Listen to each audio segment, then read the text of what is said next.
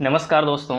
भारत में बैंकिंग व्यवस्था के अंतर्गत आज हम लोग देखने वाले हैं मौद्रिक नीति के बारे में। इसकी परिभाषा देखेंगे, साथ में इसको कौन संचालित करता है या इसके अंतर्गत कौन कौन से उपकरण आते हैं जो भारतीय मुद्रा को कंट्रोल करते हैं। तो सबसे पहले हम मौद्रिक नीति की परिभाषा देखेंगे और इस परिभाषा को कई सारे इतिहासकार अपने अपने शब्दों में दी है। तो सबसे पहले हम लोग देखेंगे केंट, यानी कि केंट एक अर्थशास्त्री हैं, तो इन्होंने मौद्रिक नीति की कुछ परिभाषा दी है कि मौद्रिक नीति का आशय एक निश्चित उद्देश्य की पूर्ति के लिए मुद्रा चलन के विस्तार एवं संकुचन की व्यवस्था करने से है। इनका कहने का ये मतलब है कि मान लीजिए बाजार से पैसा निकालना है, ठीक है, यानी कि बाजार में तरलता बहुत आ गई है, जिससे क्या होगा कि मुद्रास्फीति की स्थिति आ गई है, बहुत ज़्यादा महंगाई बढ़ गई है। तो उस दौरान मौद्रिक नीति के अंतर्गत जो कंट्रोलर होगा, जो इसको विनियमित करता होगा, वो कुछ ऐसे टूल प्रयोग करेगा जिससे वहाँ की जो मुद्रा है वो खींच ली जाएगी और तरलता कम हो जाएगी, जिससे जो महंगाई है वो अपने स्तर पे आ जाएगी। वहीं पर पाल इंजिंग जी बोलते हैं कि मौद्रिक नीति के अंतर्गत वे सभी मौद्रिक निर्णय तथा उपाय आते हैं जिनका उद्देश्य मौद्रिक प्रणाली को प्रभावित करना होता है। कहीं ना कहीं क्योंकि डिफिनीशन सेम है, बस शब्दों का इधर उधर कर दिया गया है। इन्होंने क्या कहा है कि इसके अंतर्गत वे सभी मौद्रिक निर्णय का उपाय है जिनका उद्देश्य मौद्रिक प्रणाली को प्रभावित करना है। यानी कि बाजार में वही है, अगर तरलता बढ़ गई तो उसको खींच लेना, अगर वहाँ पे तरलता कम हो गई, यानी कि बहुत ही एक तरीके से महंगाई आ गई बहुत ही, तो क्या होगा, तरलता खींच ली जाएगी। और बहुत ही अगर एक तरीके से पैसे की वैल्यू गिर जाती है तो वहाँ पे क्या होगा आपका, कभी कभी क्या होता है कि बाजार में पैसे की वैल्यू बहुत बढ़ जाती है, यानी कि जो वस्तुएं हैं एक तरीके से बहुत ही सस्ते दामों में मिलने लगती हैं। तो उस स्थिति में जो पैसा है वो बाजार में पहुंचाया जाता है और जिससे जो स्थितियां हैं वो आपकी कंट्रोल में आ जाती हैं।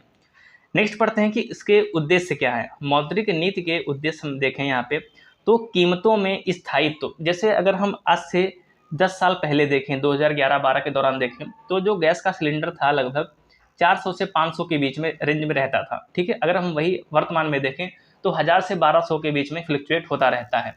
तो ये क्या है, ये कहीं ना कहीं बाजार का ही नियंत्रण है वस्तुओं पर कि किस तरीके से वस्तुओं की कीमत बढ़ती है और किस तरीके से जो कीमत है वो गिरने लगती है। और उसी को कंट्रोल करने के लिए मौद्रिक नीति का प्रयोग किया जाता है।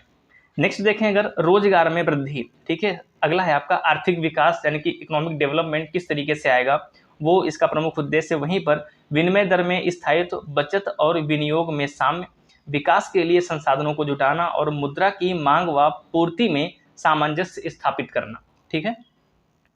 अगर हम इसके कुछ उपकरण देखें, इसके टूल्स क्या हैं, मौद्रिक नीति के जो टूल्स हैं वो क्या हैं, तो सबसे पहले देखते हैं कि भारत में मौद्रिक नीति का संचालन भारतीय रिजर्व बैंक, जो भारत का केंद्रीय बैंक है या बैंकों का बैंक के रूप में जान सकते हैं, उसके द्वारा किया जाता है। अब यहाँ से अगर क्वेश्चन पूछ दे कि मौद्रिक नीति पर जो नियंत्रण है या मौद्रिक नीति का जो संचालन है वो किसके द्वारा किया जाता है, वो आपका आरबीआई के द्वारा किया जाता है। वहीं पर इस प्रकार भारतीय रिजर्व बैंक ही देश की मौद्रिक अधिकारी होती है, ठीक है।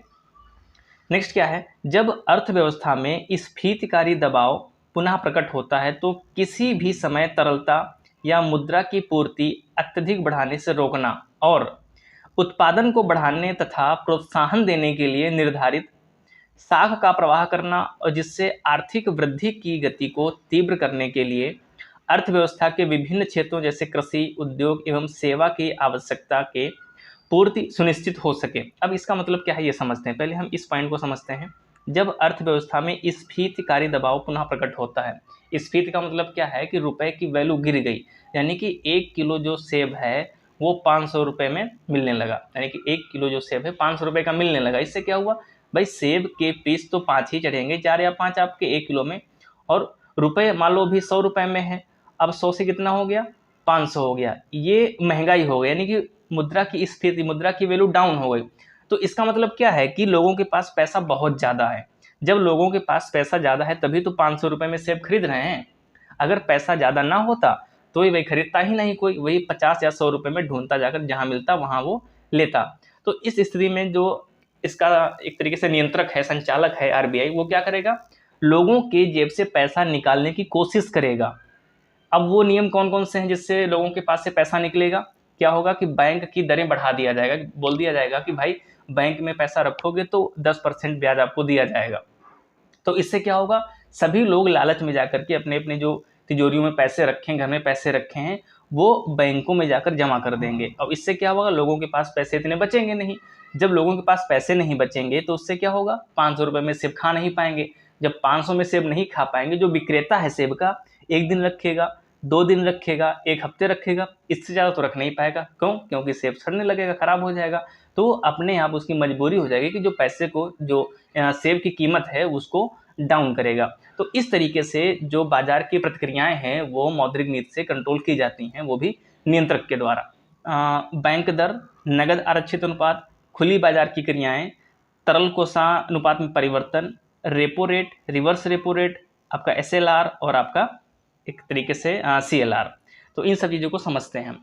अगर हम बैंक रेट की बात करें, मान लीजिए कोई भी उपभोक्ता है, जैसे अपनी बात करता हूँ मैं, अगर मेरा अकाउंट किसी भी बैंक में है, XYZ बैंक में, ठीक है, तो अगर मान लीजिए मेरा पैसा बैंक में है तो हर तिमाही में एक मैसेज आता है कि भाई इतने, इस ड्यूरेशन में आपके पैसे के लिए इतना ब्याज दिया गया है, 2 से 4% के बीच में हो सकता है ये।